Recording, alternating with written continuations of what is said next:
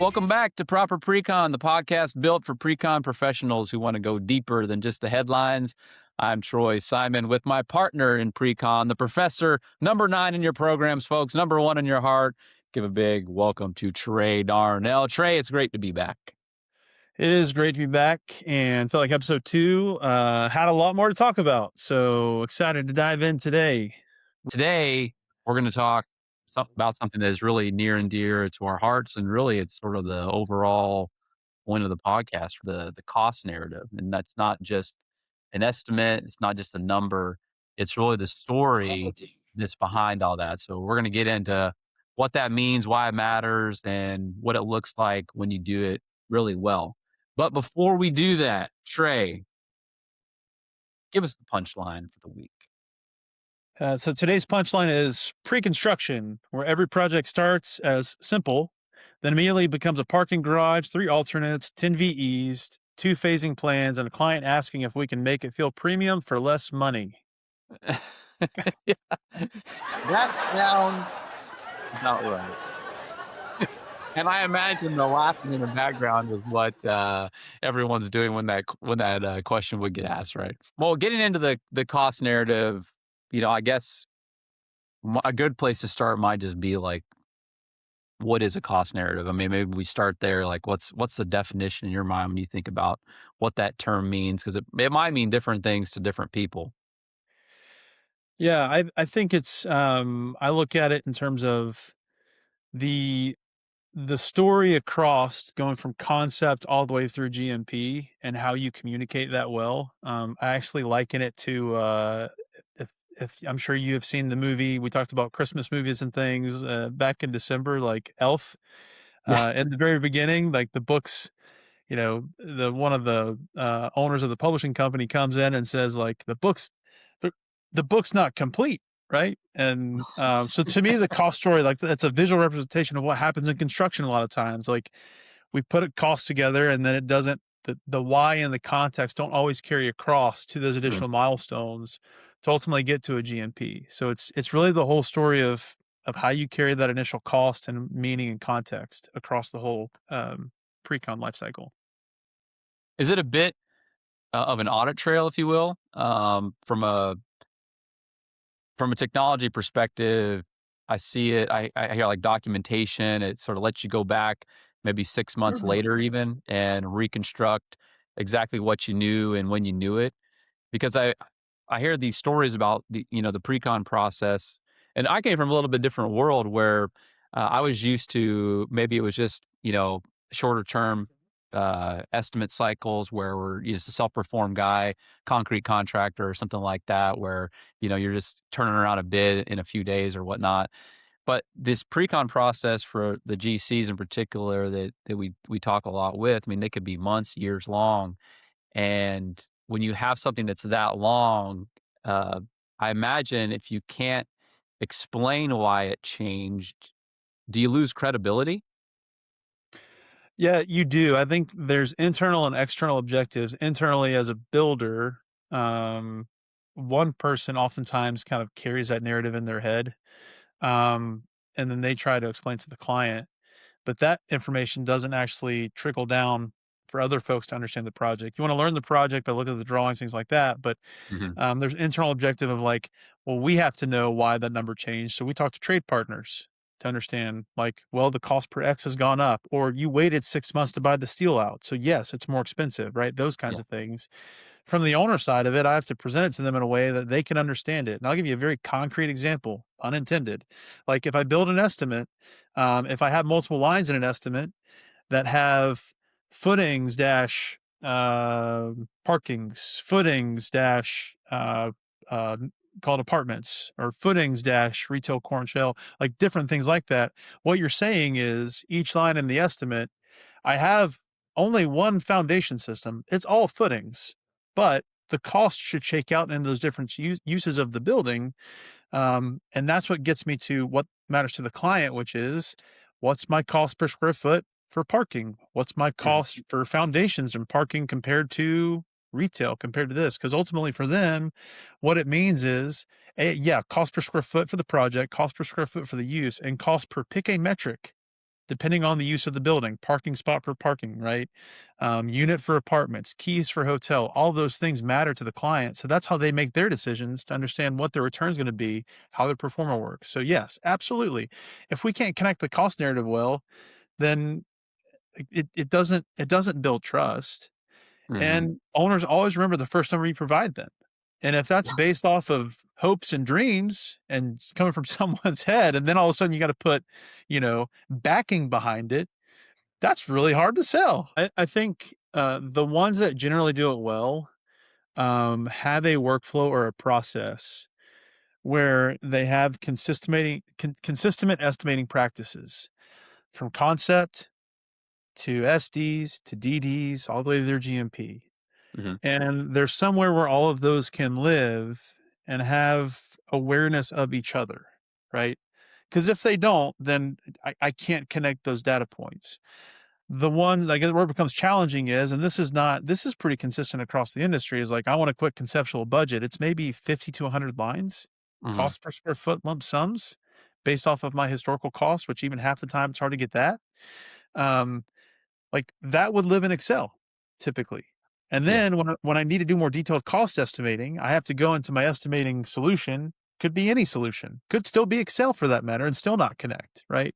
Yeah. But you when you kind of disjoint the story in different tools or with different information, and it loses some mapping or some grounding to things like uniformat, master format, bid package, you don't have a great way to pull it together. You're having to rewrite the story every time, right?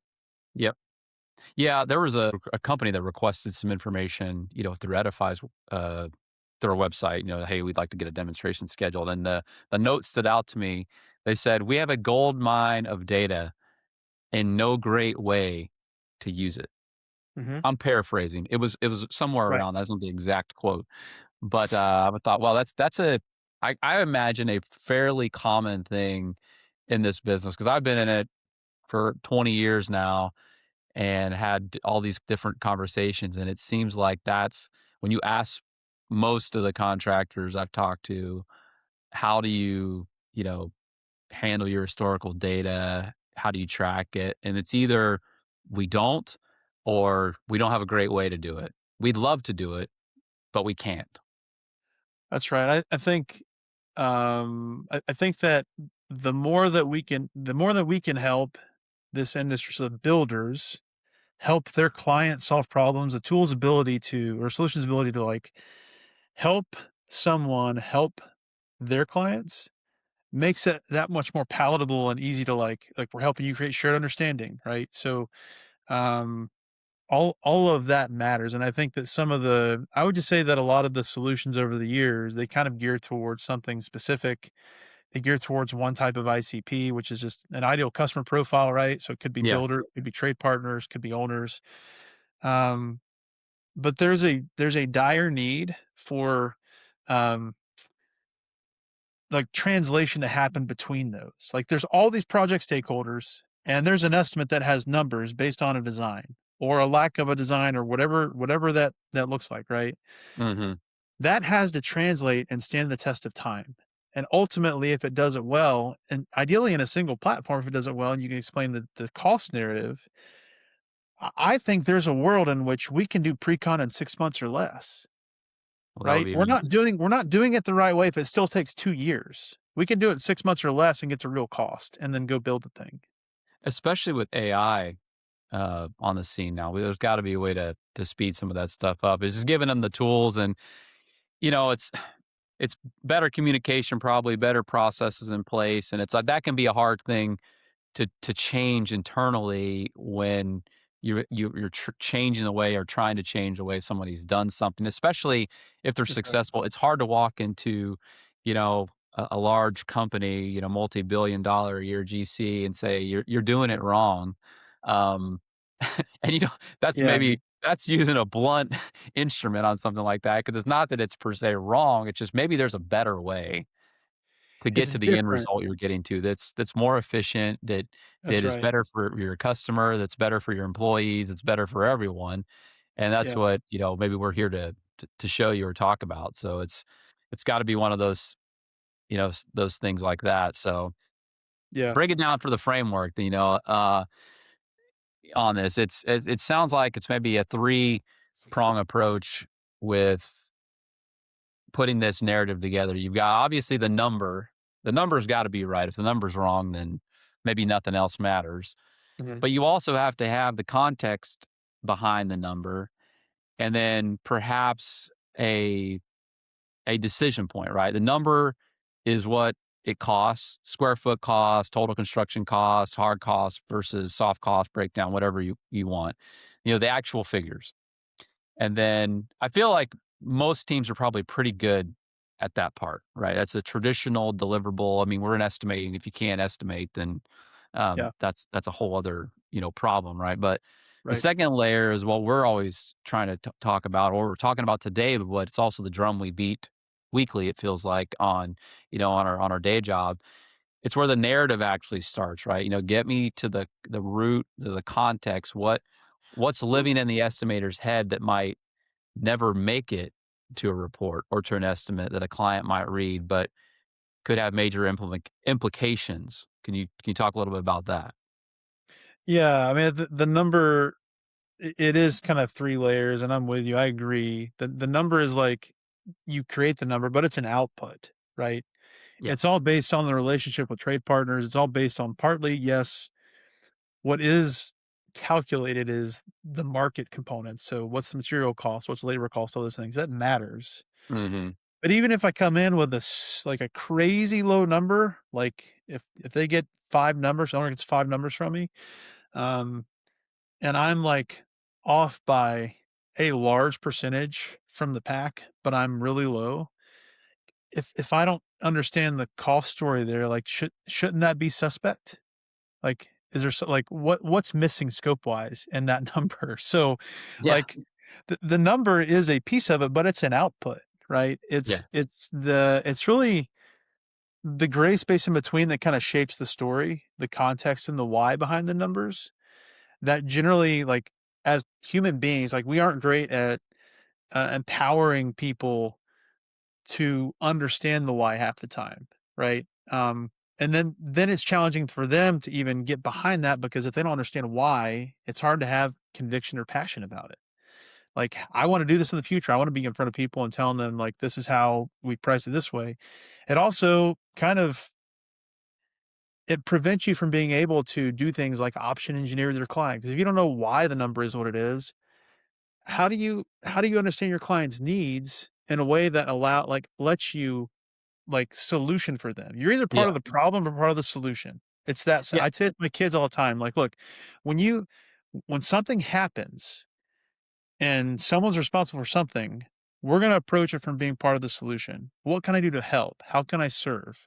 Right? Not, "Well, this is a problem and, it's so and so's fault," or, like, "It's not my deal." Well, if you have the capability, if you have the ability to help resolve things, not for the sake of just you want to do it, but, like, if you have the ability to do it and you're part of a, collaborative group, why would you not do that? Yeah, and this is an oversimplification, but I'm thinking like you hand over a large estimate, and then on page two, you got a note that says based on current design documents dated X. Nobody reads it. Six Yeah, months later or 3 months later, designs change completely. The owner says, "Well, you told me it was going to cost Y." Right? But all those assumptions you had expired. The number has a shelf life. The that's assumptions right. have a shelf life. And I think when you're defining this narrative and you're walking through this with a customer, you have to make sure those things, I think, are explicit, right? I mean, they understand these are what our price. This is the pricing based on what we know today, and then, but ultimately, you've got to have that better communication of where they want to get to. So, and I think that's Correct. maybe leads into like the third layer where I think teams can really differentiate is that decision point, right? What can the owner do right now to affect this number? What decisions have the most cost impact? Right. That's where we talk about having those conversations Yep. earlier in the process. And I think Yep. that's a conversation we have to start maybe having with owners as well. We're not the GCs would love to have those conversations, I'm sure, earlier, not later in the design, but what decisions are going to have the most cost impact where is the risk, concentrated? Is that something that you can walk an owner through, 3 or 4 decisions that are gonna maybe move the budget by, 5%, 10% in either direction? Is that something that can be done earlier in the process? And It can.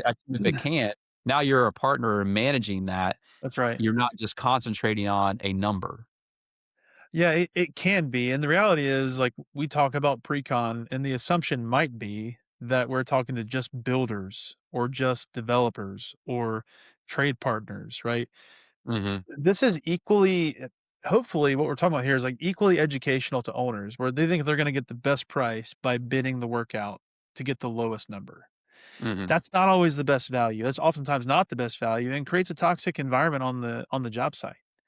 So I think like there's a way to, so the owners understand, like, the tool should create shared understanding. So it's not just putting a number together. It's like inside that number, one of the KPIs is, as I mentioned earlier, like cost per unit or cost per key or cost per gross square foot or use group square foot, right? mhm, mhm, Um, I can help them.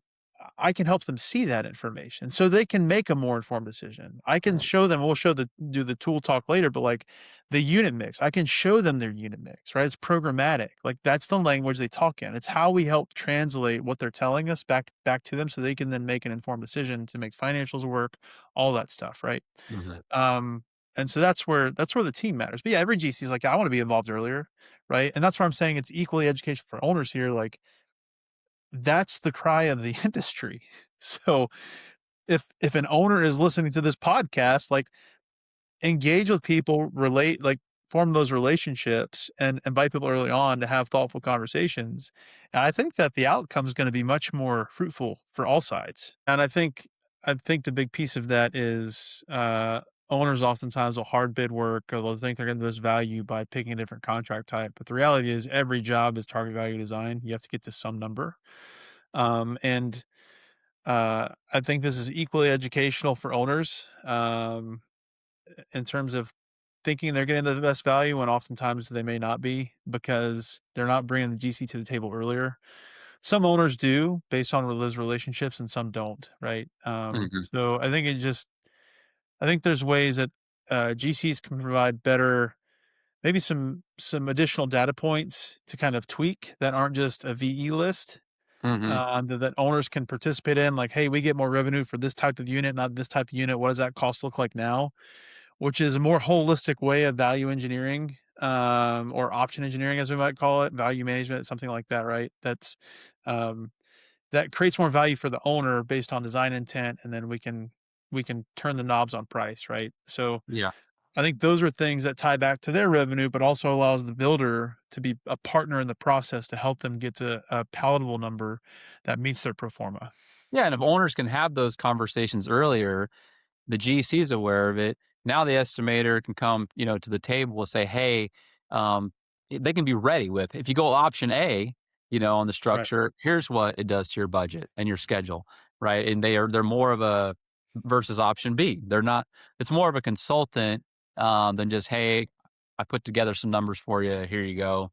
That's right. And they Yeah. just keep moving through the process, and I feel like that level of trust is really where you wanna get to, and if you earn that level of trust, um, that's where the GC, right, gets invited back. That's where those relationships get formed, and, you wanna be in the room when they are making decisions, not just Yes. when they need a number. That's Oh, right, and the faster that you can push and pull those levers with your client, the faster you can win the work, right? yeah. If I don't have to go spend 3 weeks pricing the work, I can do it in 2 days or less.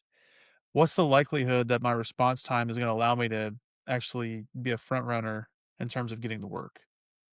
Yeah, exactly, exactly. I mean, because you think about all these iterations, right? If this is the third estimate you've done on this project or the fifth, the narrative needs to explain what's changed from estimate to estimate. What happened with design? What did the market do?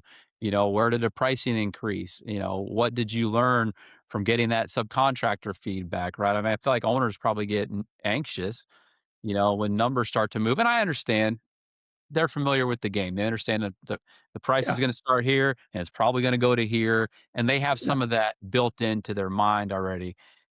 But nobody likes to be $100 million off in any direction. I don't care if Oh, you're prepared for it or not. right. That's just, that's not the idea, or the ideal. So, you wanna be able to explain those moves, because owners, I gotta think, if I'm an owner and I got a big project going, I may have a board I've gotta explain this change to, maybe, the other investors.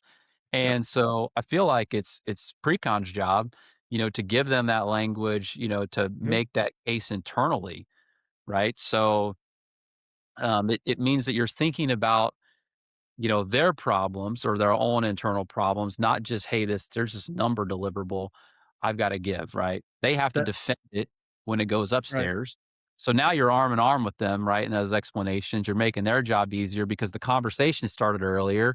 You gave them better information earlier. Everybody's in this process earlier. And I think that's how you become indispensable. I agree, and that goes back to being part of the solution, like proactively being part of the solution versus just taking what you got and delivering exactly what they want. You can deliver things above and beyond in a way that allows for more fruitful conversations. Um, so yeah, I think it's a much more conducive environment. And go back to pushing and pulling the levers, right? Mhm. If I can do that faster, there is going to be less volatility in my pricing. If we Yeah. can do pre-con in a shorter period of time, time passes, cost for labor, everything goes up. So there's no pencils down. We're going to wait for pricing to go down. That doesn't happen, right? Generally, Yeah. that doesn't happen. What normally happens is a job goes away altogether because we can't get it to pencil out. Yeah. Um, so if we can reduce that time frame, then there's actually less sticker shock to the owners too. Absolutely. Absolutely.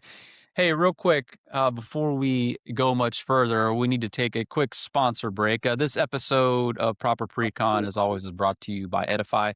Edify is the estimating platform built for general contractors that do complex, high value construction. Pre construction is where every project starts. The success of the project is determined at pre construction, but it's still managed with disconnected spreadsheets. So they got outdated tools, they've got endless VE loops, and Edify was built because pre construction is not a single person spreadsheet, it's a team effort and it deserves real collaboration.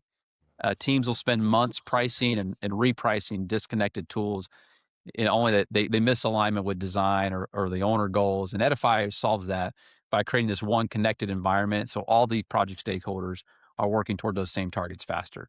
So if you're building a pre-con practice, right, that can actually tell the cost narrative, which is what we're talking about today, Edify is worth a look. Go to edify.com. That's EDIPHI.com and see it for yourself. Okay, let's jump back into the conversation, Trey. Now that we've got that. All Uh, right.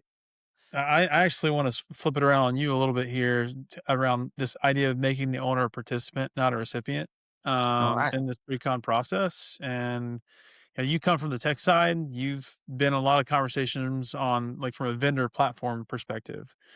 So something here's something I've seen like at least trip up a lot of estimators. I want your read from a different angle, just on the tech side. And you've seen when Yeah. I say vendor side, tech side, like you ProS, Autodesk, even before that, dealing with channel partners, all kinds of things. So how do you get someone to trust a number they did not build?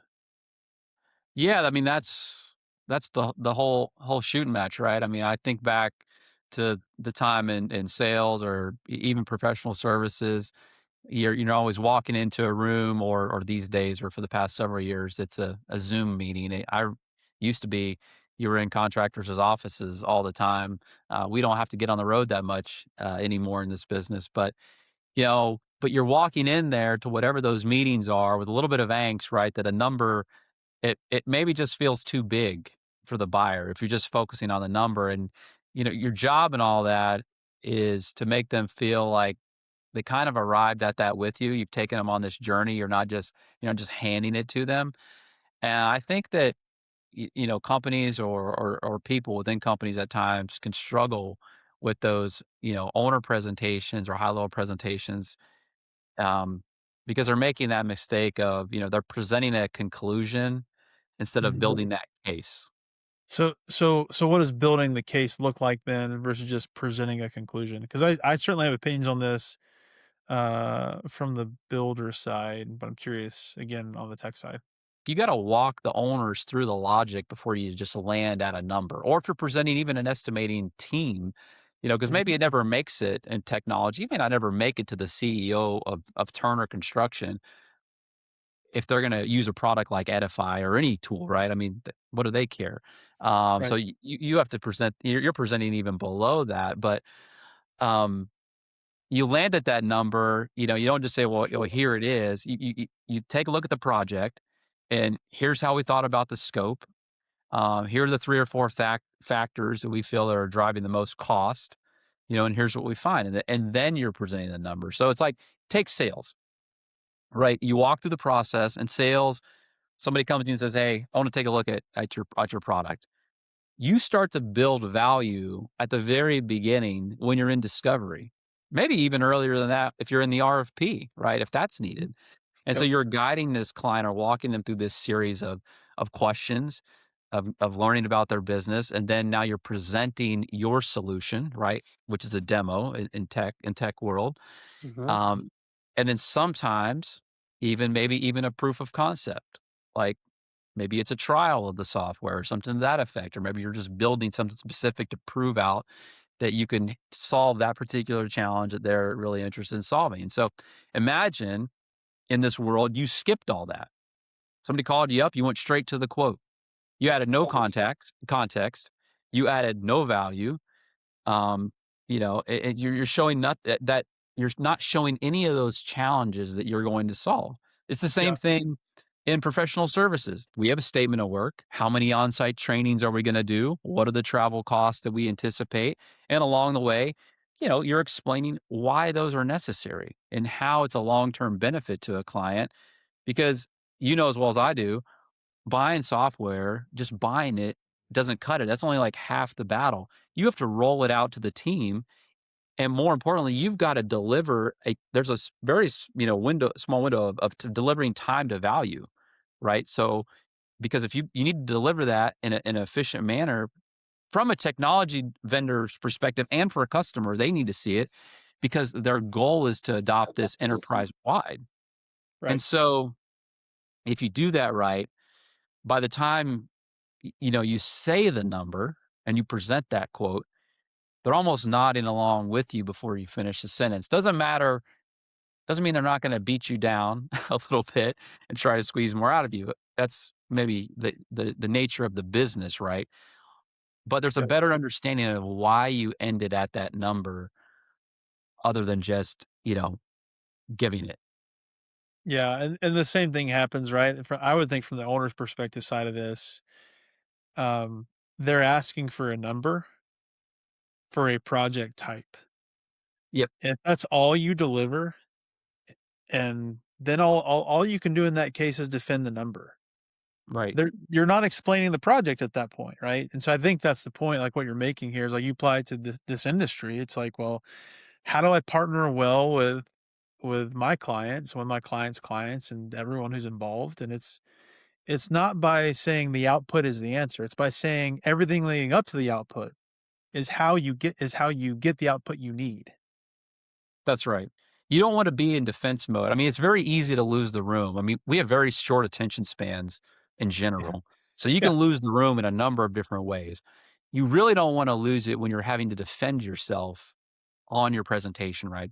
I mean, I Right. learned this the hard way more than once, if if a client's first response to your price is to challenge it, you probably didn't do enough work ahead of time before you presented the number. Right, I mean, you just sort of showed up and throwed up, if you Yep. will. And I assume maybe the pre-con equivalent to that would be, a large estimate, spreadsheet, whatever the case may be, lands in somebody's inbox. It has no scope, it has no assumptions, no inclusions, no exclusions, right? It's just, here you go. Yeah. And it may have all of that too, but still not be like logically sound, if that makes sense, right? Because again, we can build an estimate 100 different ways, but how do we build these things in a way that makes sense not just for ourselves internally as builders, but then also for the clients? Yeah, that's right. Because we live in a copy paste world. Yeah, So if all we're doing is copy and pasting to our clients, are we getting specific enough for their needs so when we're presenting, they understand what that is? Because if all I did was copy and paste everything uh, from job to job, I mean, you're right. Maybe it's not going to address it. All the information's there, but it's not detailed enough. It's not enough context enough. Forget the detail. It's not the right. context is not there for that particular project for that particular client. And So then I don't think the fix is ever really like a longer or right, more difficult process. I'm not alluding to that. I think it's just more right. about, maybe a better structure. I like to always think about it as what does someone need to walk out of this room and explain it to somebody else, Yep, right? Because again, they're not the owners. You're not just explaining it to the owner. They're evaluating your number, right, for themselves. But again, I'll say it again. They could be taking it to a board. They could be taking it to a partner. They could be taking it to a lender. right. Yep, And if you don't give them the context to defend it, you might be putting them in a bad spot. correct. That's right. That's good. So I think like, you could be just preparing them in a weird not a weird way. A weird way of saying it might be you're preparing them to present it to somebody else, which means that narrative has to be simple enough so that it survives more than one translation. Right, and then yeah, and you mentioned something, about, like, we're a copy and paste world, and we just copy numbers from one to the next, and in some regard, that's true. It's not all the time, and in some regard, that's true, but then also, what kind of a historical database are you really building if all you're doing is copying and pasting numbers from one Mhm. estimate to another? If they're accurate, that's one thing, but it's like, we get caught in, like, what we have time to do. And sometimes we take shortcuts in that process because we need to send this in. I want to budget on Monday and it's Friday, right? Um, the tools in reality can support that. Like Edify specifically, we can support that, right? So Yeah, I think that's the point. Is like there are tools that form fit those scenarios that make it easy to price things and give you the historical pricing because that's kind of the point of this. One of the points of this podcast is we're looking at pre-con holistically, and a lot of companies do things like this way, but they're all puzzle pieces that have to somehow connect. And then all of a sudden, your point earlier about that one quote, we have a gold mine of historical data we can't do anything with. yeah. Yeah. I thought that was golden. I'm like, wow, that is Or no yeah, or truer words were spoken for most e- companies. exactly. Or we've talked to companies where like someone's retiring literally in 3 months and everything's baked into an Excel sheet. And there's not a great way to get like, I mean, too little too late. I'm not saying we can't work with folks like that, right? But 3 months before this person retires to get all that information out of their head, out of the spreadsheet to have a more scalable way to run your business. Like, there are very acute examples of that from what we've seen across the industry. That's right. You have to be able to explain your number to people. It's Yeah, we said it every week. We have to be able to have these conversations, one-on-one conversations before you can have it to multiple, with multiple people. But you got to be able to explain your number to people, and if you can't, it's going to get questions, and it's not because it's wrong per se. It's just because you didn't make a good case for it internally. I feel right. like, right? So it's kind of gets back to I think of trying to tie this back to sales and somebody that hands you like a feature list, right, of maybe what they want. Or Mhm. you think about these RFPs. You've seen them. They're Yep, hundreds of Excel fields in there. And I'm thinking like they pass this around to the entire company, and everybody put their favorite, pick and click of fill in the blank of the software there into this thing to yep, make sure it has it, And we in sales, we don't hand somebody a feature list and say, let me know what you think. I've always challenged, people that work for me with the so what, right? I like to call it yep, the so what. So let's say that You tell somebody like Edify has a cost database. Let's keep it real simple. Yeah, Great. So what? You got to explain why that matters, right? So a better way of saying the value in our database, right, is how it's structured. right, Estimators waste hours reusing outdated costs, right? Or manually updating a spreadsheet.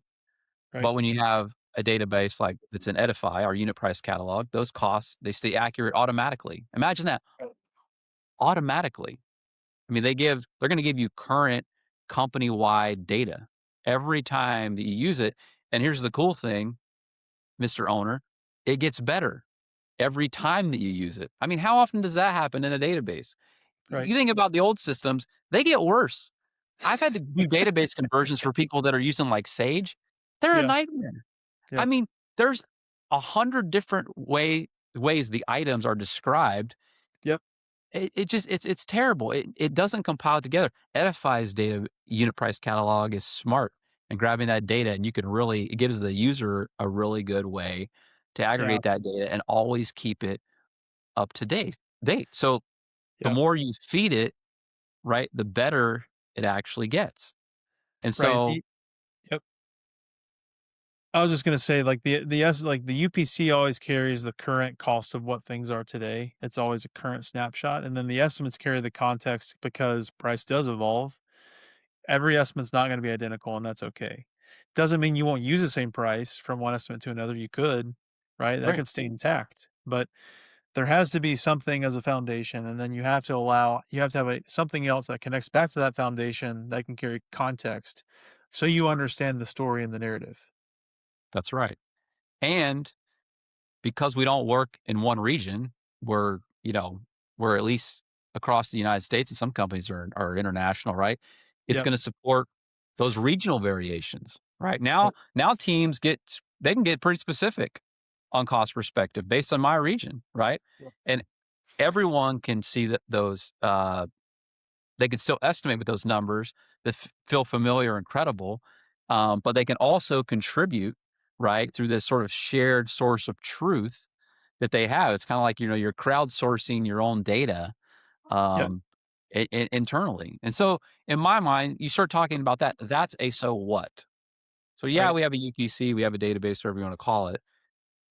You got to give them the so what. In my mind, when we talk about a cost narrative, that's what we need to be providing customers to. That's the same thing. It's a recommendation. It's not a report, right? When the That's right. when the number has to change, I can explain it, right? Yeah. That's it. So we've got these, maybe ideal scenarios, right? We talk about, and this would be great if owners got involved early, and GCs and owners had the conversation with designers sooner than later. But we know that doesn't happen a lot of the time. Hmm. And so in the real world, the numbers are going to move, right? Uh, they're going to change. We know they're going to change. And what's that conversation like when you have to walk in and say, I got bad news. The number went up. Uh, what is that like? Yeah, I think the market does what the market does, but you do find out pretty fast in those conversations if that number was real or not, because you can't really explain it away. Um, there's also markups and fees and things like these soft costs that apply to some of these numbers too. But there's ways to kind of explain those. Like if the cost per X goes up, it goes up. It's a market condition. You Yeah. could talk to other trade partners and say, "Hey, this is like you know we're coming in high. I wanted to get a number from you guys as well. Don't generally share numbers because Yeah. that's not ethical, but, Right.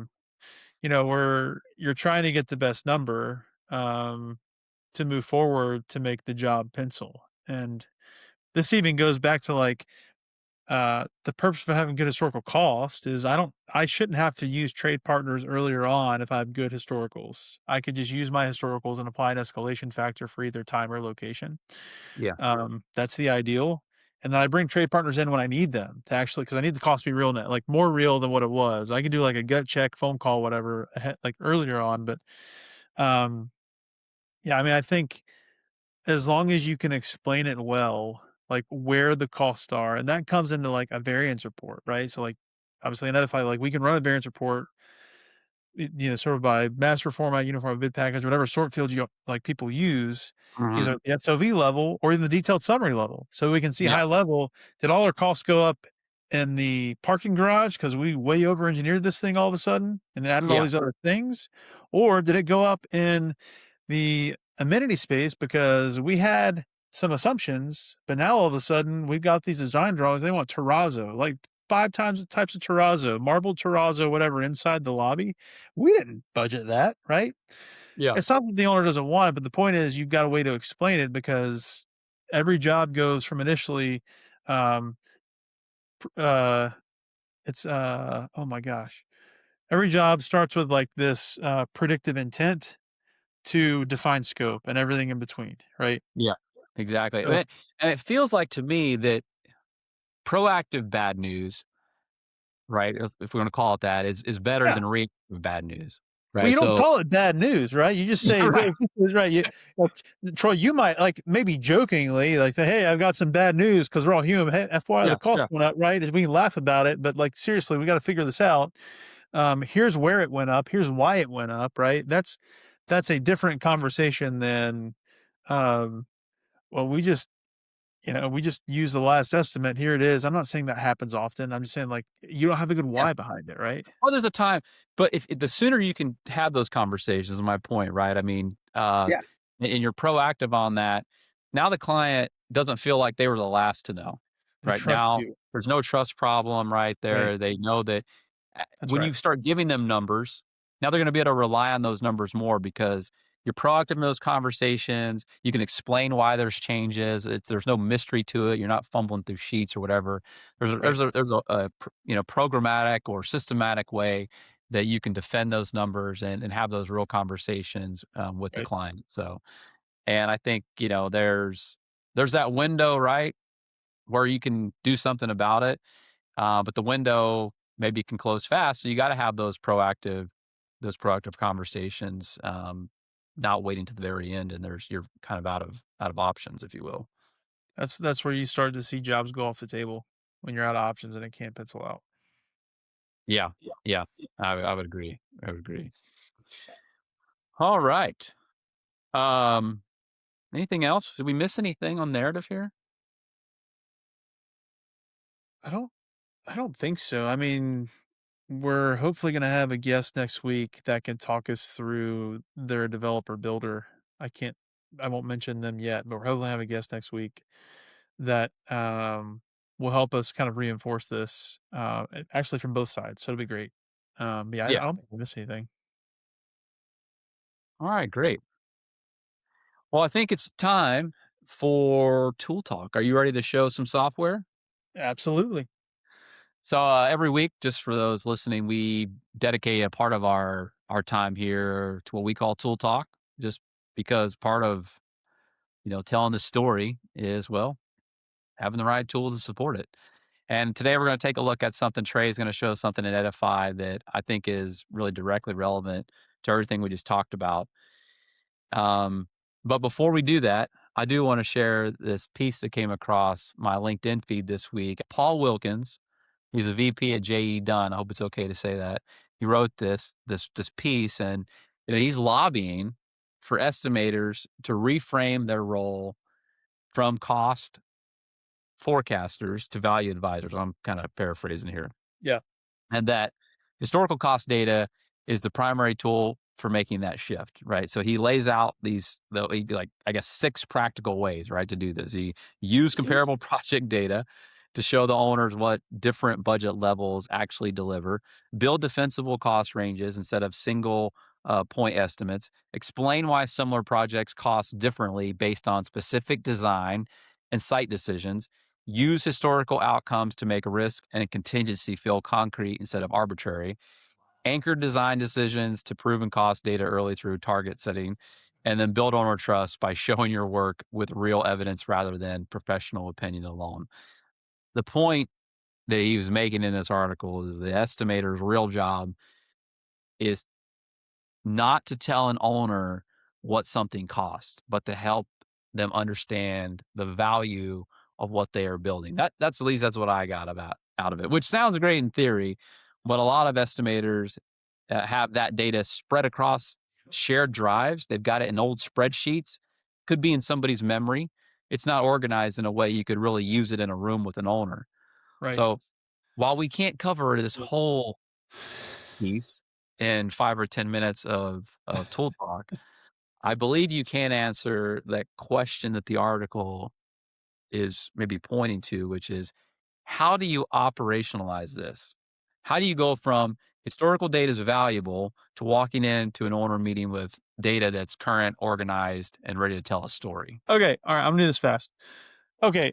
So this is a project we have in Edify. It's already pretty well filled in here, but I'm gonna go to the estimates to show you milestones. We have milestones that actually are kind of the foundation of that cost story, right? So you've got concept, DDs, you have SDs, you have GMP or CDs here, right? So the estimates belong to the milestones, so we can track that narrative across those milestones.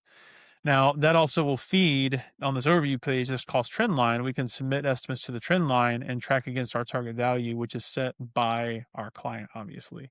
So we can set where we want to get to. We can even select different bullets here. Like if I select this one, these tiles change. I can see those changes against the target value. And then also broken out by the use groups here, apartments, parking, apartments, and then the delta across the board. So it supports the narrative, right? Visually here. Now, what I'm going to do is click into an estimate and show you what we have specific to shaping the narrative even more granularly. So, the area sheet. The area sheet actually, if I grab a use group, you actually add use groups first, then you can have an area sheet per use group. Um, the area sheet is kind of a program for that building. So I've got a two here. This one actually has parking and apartments, and I'm programming the floor plates for the building, where the uses are for the square footages, and I might have features below here as well. So you would have this information so that if this changes, then your estimate can update. This gets to cost per square foot and cost per square foot of the use group. Also, the unit mix. We can create a unit mix depending on the market type. This one happens to be apartments. We have other examples for healthcare, data centers, things like that. But I'm in this apartment west use group. You add units here, and we have some already built out, or you can create your own or duplicate them. Once you've added them, notice they have unit specs because, again, our client wants to know cost per bed or cost per bath. They might want to tweak that and change it just to understand what they're measuring by. And then you program the unit mix. And once you've done that, what comes in here is every line that belongs between the walls in each of those unit types. So this estimate just builds itself out pretty granularly just by programming the unit mix. And then you can tweak the line items and you can see your efficiency. So it looks like we're 74% efficient because of the area sheet, and the net area for all the units compared to that is 74%. So we can see I our like that. efficiency. That's great. I mean, I feel like what you're doing here is you're building that context for what the number ultimately means, right? Whether it's going to be competitive, whether it's reasonable, Correct. whether it's actually a good deal. I mean, this is laying that foundation when they're looking at efficiency, cost per unit, cost per bed, cost per square foot. I mean, they have all that data right here. This also gives us a level deeper of historical cost because most people can only see cost per square foot, maybe not even of the use group. So we can see cost per square foot of the project of the use group and cost per unit or Yep. cost per key or like whatever specs are tied to those use groups, so that when I go here to the schedule of values, I can see like apartment west here, it's saying cost per apartments. I can actually change this to beds, and it says 263 beds. Here's my cost per the beds. Or if I go back to apartments, this changes.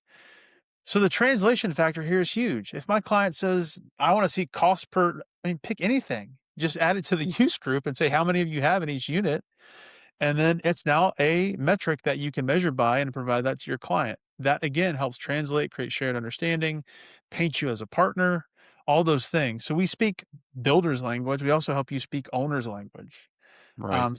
The SOV is a big piece of that. The unit mix is a big piece of that. All of that then supports the cost trend line, so you can see cost per unit.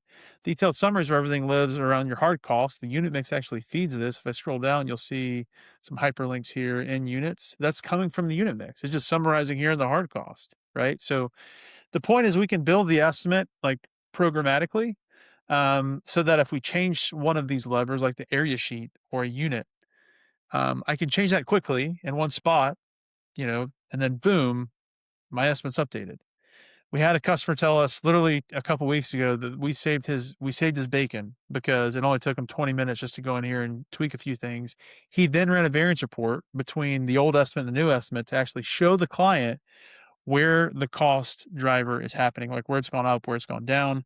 In this case, I think it went up a little bit, but you would just go here to export, do a variance report. You can select schedule of values level or a detailed summary and run a variance between your current estimate you're in against other estimates. So again, communication tool that ultimately creates the cost narrative. This is everything we've talked about today around the gray space between the nuance between those numbers. Mhm. The better we do that with tools like this, the more likely again we are to actually win the work and the owner actually understands a lot faster. Can I add to that? I was thinking, win don't just win the bid, win the relationship, because you want an owner that's gonna trust your number and keep coming back, not one that doesn't understand your number, is a little shaky on how you got there, and is gonna take it to 3 other GCs to validate it, right? Granted, if you got Yeah. a good working relationship, if you're 3 or 4 or 5 projects in, that probably doesn't happen, but if you're trying to win new work, you want this first presentation to really, you know, hold its weight, hold its water. Well, and even if a client comes back to you because they want to get a number, like because your data is structured in a way and it's structured in a way that's like the way it is here in Edify programmatically to like the different areas you work in. Um, for me to quickly throw a cost model together would take no time at all, right? It actually empowers me to work more with my client, even when they don't pick my number, but it gives them something to chew on, right? Yeah. So this is I think that connects all the dots here. Is I want to just focus on the Unimix primarily. I mean, we have rooms as well, but we'll save some of this stuff for other podcasts. Yeah. I feel like the main difference we're pointing out here, or one of the main ideas, it's again, it's not just a number, it's the narrative and how you get there. Not only how you can deliver to the client, but how as an estimator you get to it. I mean, what a refreshing way to be able to come to these, conclusions instead of taking days or, to get there. You can do it Right. in 20 minutes or less, like our customer was saying. So that's really great to do. We'll link more on Edify in the show notes for anyone who's interested in there. You can always check it out at edify.com. All right, Trey, you know what time it is. It is time for Fast Five. You know the rules. 5 questions, rapid fire, no lengthy explanations. I start, you answer. Are you ready? Yes. All right, here we go. Question number one: what is the single most important thing in a cost narrative that a GC might forget to include? I actually don't know if they forget as much as it changes so much, but the cost per metric does change over time, like what the owner requires. So I would say not forget, but is so dynamic sometimes that that cost per metric uh, has to adjust. Got you. All right, true or false? We're talking about cost narratives here. A great cost narrative can save a bad number. True. Oh, interesting. That's not what I thought you were going to say. All right. Okay. Well, maybe we can pack that next week. That's great. Question number three: what's the biggest mistake you see estimators make in owner presentations, or something you perceive might be a mistake? Sorry, phrase that one more time. What do you mean? All right. So, question three: what might be the biggest mistake an estimator could make in a presentation to an owner? Ah, give too much detail. All right. Number number four: If you could give every pre-con team one tool or one habit that would immediately improve their cost narrative, what is it? It's behind me. It's Edify. I realize I'm biased, but I again, like the tool, the one of the reasons I'm here is because of just my experience in the industry, and, I wish I would have had a tool like this Yeah, 5 years ago, makes 6 years ago, all that stuff. I probably should have framed that question slightly different to where it wouldn't come out as Edify, but true, Edify is a great tool to use for this. And the last one, finish this sentence. The pre-construction team that masters the cost narrative will Win the work. boom. All right. That's episode 3 of Proper Precon. Trey, why don't you close us out? What's one thing you want someone to just listen to this for the first time to do differently on Monday morning? Oh, they have to wait till Monday. Okay, I'm not normally one to wait. If you're working on the weekends, if you're estimating working on the weekends, uh, we should have a conversation about how pre-con can work better. That's I'll just leave it at that. Oh, that reminds me. I did want to show you mentioned weekend work. I hope it's okay that I'm pulling this up. Just read this. Bear with me 2 seconds. A guy from Wharton Smith that I follow on LinkedIn, he posted this, and I thought it was cool. I'm gonna read. His name is Zachary Bat. Do you know Yeah, Zach? I don't know him, but I think I read the post you're talking about. Yeah, he said the 5 stages of grief as an estimator getting a bid set on a Thursday afternoon. Number 1, denial. Number 2, anger. Number 3, bargaining. Number 4, depression. Number 5, acceptance. And he goes into the different reasons. And he said, here's the thing most estimators don't talk about when you're under the gun like this, the temptation to just blast the drawings out to your subs and pray everyone bids the same scope. No RFP, no bid form, just, hey, can you look at this by Monday and hope for the best? And then Monday comes and you've got 4 plumbers who all price different things, a carpenter who excluded half the job, and a flooring guy who included demo that your demo sub are also already priced. You're not, he said, you're not estimating, you're guessing. He's, and Yeah, I refuse to do that, which is either brave or stupid, depending on how Monday goes. And he goes on to talk about, but yeah, you jarred my memory when you said if you're working on the weekends, because I mean, these things happen, right?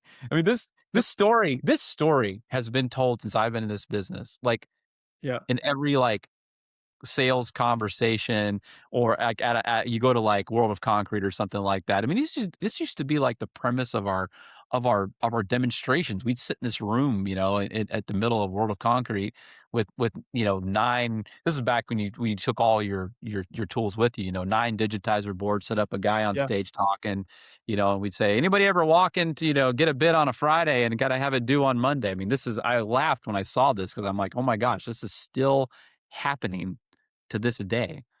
yeah. Yes, it is, and AI gets dangerous in that realm too. I know I've seen some of these posts around AI and how it can the goal is to solve for some of that, but it just lacks the again, the domain expertise. We need people to share their perspectives to make these tools better. He actually had a pretty, I mean, a thoughtful way to, I think, to use it, not for his estimating, but more for reading. He threw all the sheets in AI.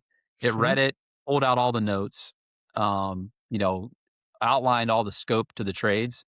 It Yeah, flagged any conflicts that it has, and it kind of enriched it a little bit for him. So it took a lot of that manual work that he would have to do sorting out, on the weekend, yeah. um, just to speed It's that. So I thought that was kind of an interesting way to use AI, in that regard. But when you said if you're working on the weekend, it just yeah, dawned on me like people are still writing about this because it's still happening.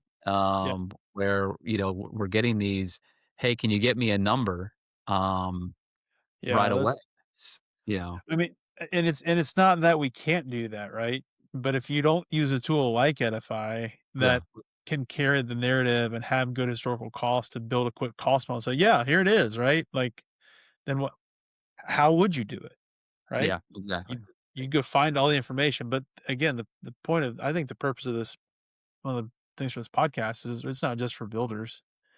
I think everyone No. needs to hear some of the things we're talking about objectively, because everyone, whether it's owners, designers, engineers, builders, developers, they all own a stake in this game. Yeah.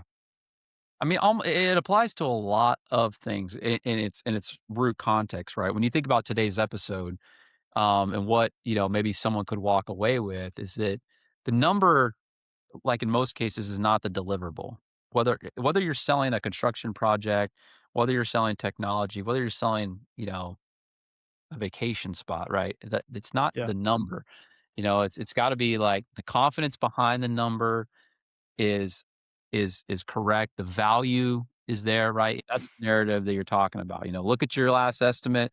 Can you reconstruct why I moved? If you can't, yeah, maybe there's a gap in the narrative process, right? yeah, We talked about spreadsheets and how you know, it's hard to track those formulas and the broken formulas and the hard keyed numbers. People don't know what those mean. They don't even know where they are.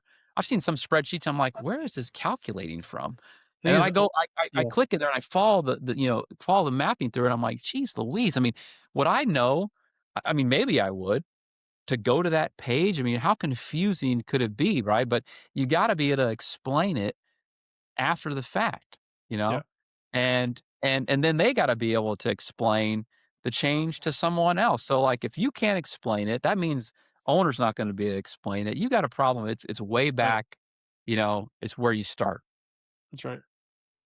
Yep, Quick note before we wrap. Episode 4 is gonna be I think it's gonna be a big one if we can get, our special guest, which we can't name right yet because it's not 100% confirmed, but that's gonna be I'm looking forward to next Friday because I think we're 99% there on getting that booking. So I think we're gonna build off what we covered this week, but maybe get a different, uh, sort of narrative, right, coming from, the developer's perspective, and who maybe need to see some different data points, right? So that's what we're yeah, doing here. We want to hear from real VPs, real directors of pre-construction, estimators, how they build, high performing departments and how they stay competitive in this tight market.